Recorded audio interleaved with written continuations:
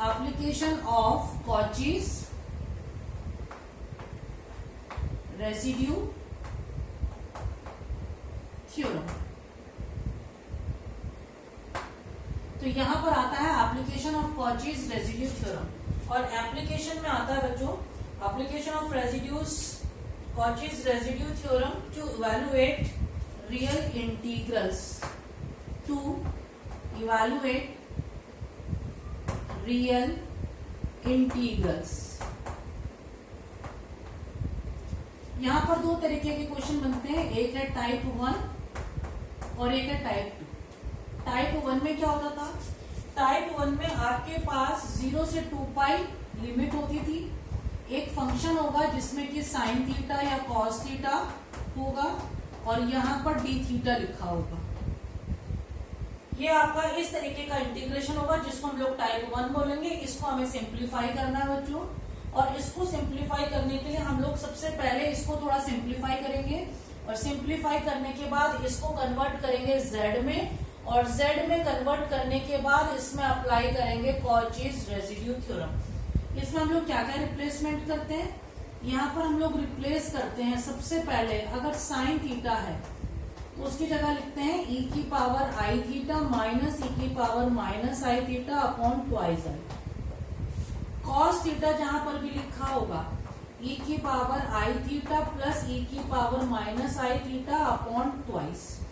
तो सबसे पहले तो आपको साइन थीटा और कॉस थीटा को ही थीटा में ही कन्वर्ट करना है, इसको सिंप्लीफाई करने के लिए। इतना करने के बाद बच्चों अब हम इसको z में कन्वर्ट करेंगे, क्योंकि आपको रेसिड्यूज निकालने हैं। रेसिड्यू निकलते हैं सिंगुलैरिटी से, और सिंगुलैरिटी z की वो वैल्यू होती है जहां पर फंक्शन डिफरेंशिएबल नहीं होता। तो इसका मतलब ये जो पूरा का पूरा रियल एक्सिस में आपको क्वेश्चन दे रखा था, इसको आपको z में कन्वर्ट करना। अब z में कन्वर्ट करने के लिए इसमें जो गिवन रीजन होता है, इसका रीजन पहले से डिफाइंड होता है, ये आपको क्वेश्चन में नहीं दिया जाएगा, ये आपको खुद ही कंसिडर करना है। इसका रीजन एक सर्किल होता है, और उस सर्किल की इक्वेशन होती है mod of z is equals to 1, जिसको आप लिख सकते हैं। देखिए ये आपको हमेशा कंसिडर करना है, इसको आपको याद रखना है। यहां से आपके पास z की वैल्यू आएगी e की पावर आई थीटा। अब हम क्या करने जा रहे हैं, जो हमारा पूरा का पूरा क्वेश्चन थीटा में है, उस सारे के सारे क्वेश्चन को हमें z में बदलना है। तो ये जो इक्वेशन निकल कर आई है, इसको आप ऐसे लिख लीजिए e की power i theta is equals to z। तो आप समझ जाएंगे जहां पर e की पावर आई थीटा है उसकी जगह z लिखना है। इसको एक बार डिफरेंशिएट कर लेते हैं, तो ये बनेगा i e की power i theta d theta is equals to d z. यहां से आप डी थीटा की वैल्यू निकाले, डी थीटा की वैल्यू आ जाएगी d z upon i e की पावर आई थीटा। e की पावर आई थीटा आपको पता है z है, तो यहां से वैल्यू बनकर आएगी D z upon I Z.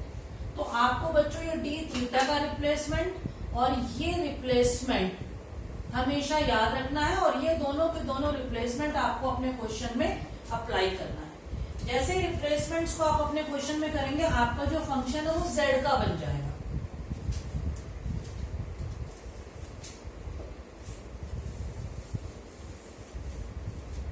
तो जैसे रिप्लेसमेंट्स आप करेंगे, आपका जो फंक्शन है वो कन्वर्ट हो जाएगा z में, और जैसे ही वो z में कन्वर्ट होगा आप इसमें लगाएंगे कॉचीज रेजिड्यू थ्योरम, और इसका आंसर हो जाएगा 2 पाई आई सम ऑफ द रेजिड्यूज।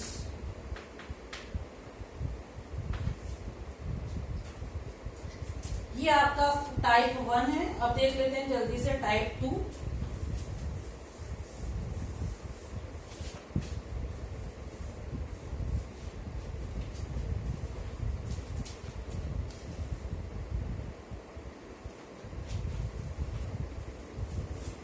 ये आपका आंसर आ जाएगा बच्चों।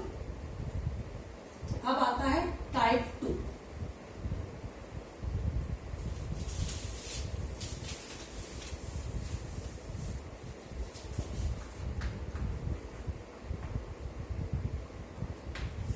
टाइप 2 किस तरीके का क्वेश्चन है कि अब जो आपका इंटीग्रेशन होगा वो इंटीग्रेशन होगा माइनस इनफाइनाइट से infinite fx upon fx dx।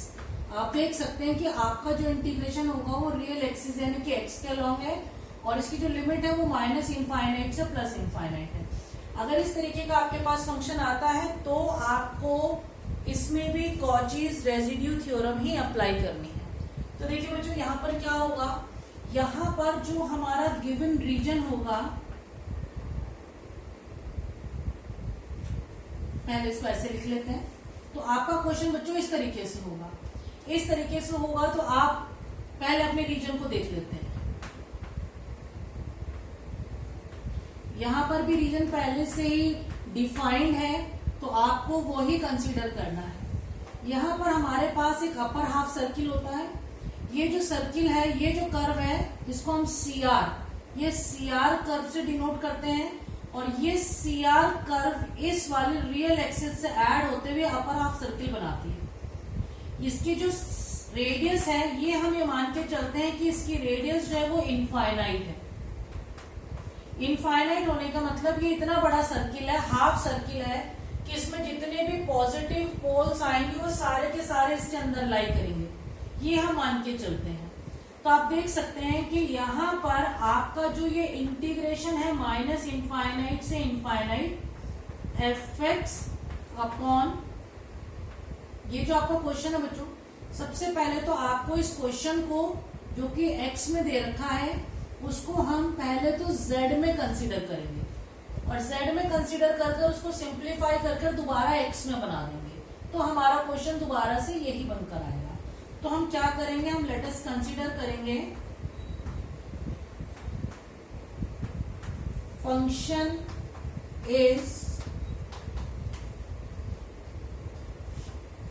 Minus infinite to infinite. अब इसको आप z में मान लीजिए।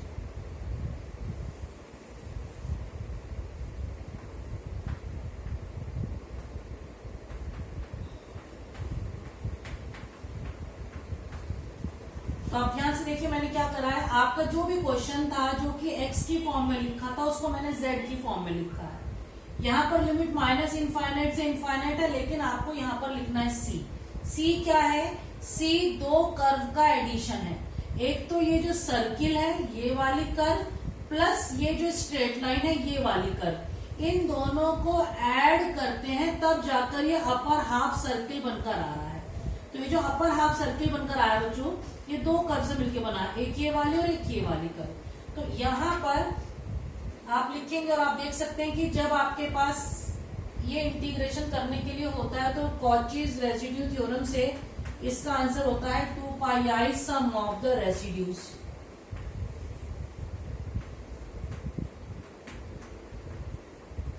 सबसे पहले तो इसको ऐसे लिख लेना है, उसके बाद आप यहाँ पर CR लिखेंगे, इसको Z में ही लिखेंगे।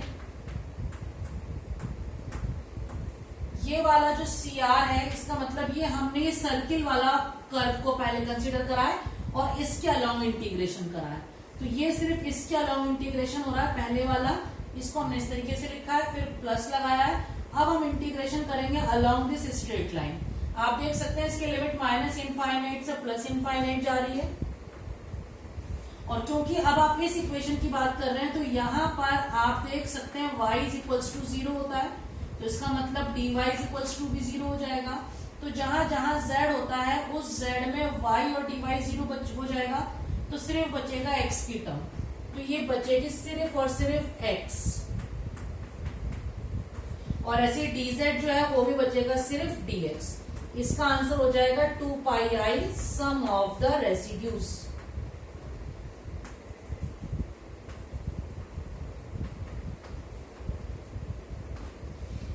ये वाला इंटीग्रेशन आपका 0 हो जाएगा जब आप इसमें लिमिट लगाएंगे r tends to 0, sorry r tends to infinite. जैसे आप इसमें लिमिट लगाएंगे ये वैल्यू हो जाएगी आपकी 0। सिर्फ ये इंटीग्रेशन बचेगा और ये इंटीग्रेशन आप देख सकते हैं आपका क्वेश्चन बन गया है दोबारा से। तो ये क्वेश्चन इस तरीके से बनकर आएगा और इसका आंसर हो जाएगा 2 पाई आई सम ऑफ द रेसिड्यूज। आप देख सकते हैं कि z में ही फंक्शन चल रहा था, पहले मैंने इसको दो हिस्सों में लिखा है, उसके बाद यहाँ पर जब इस रियल एक्सिस पर आए तो यहाँ पर y की वैल्यू 0 हो गई, dy की वैल्यू 0 हो गई।